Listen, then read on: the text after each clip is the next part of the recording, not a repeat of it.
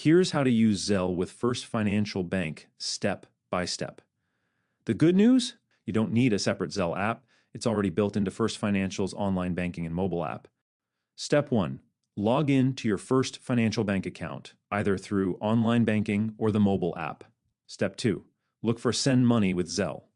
If you're in Texas, you'll find it under Payments and Transfers.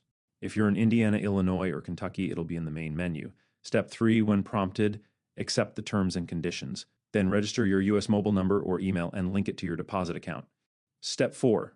Verify your info with a one-time code that's sent to your email or phone. Once that's done, you're officially enrolled. Now let's talk about limits.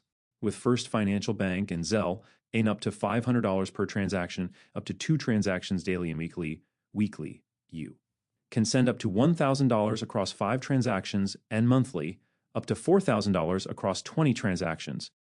Once you're set up, you can instantly send money to friends, family, or anyone with a U.S. bank account that also uses Zelle. And that's it, you're ready to go. If this tutorial helped, make sure to smash that like button, subscribe for more banking tips, and I'll catch you in the next video.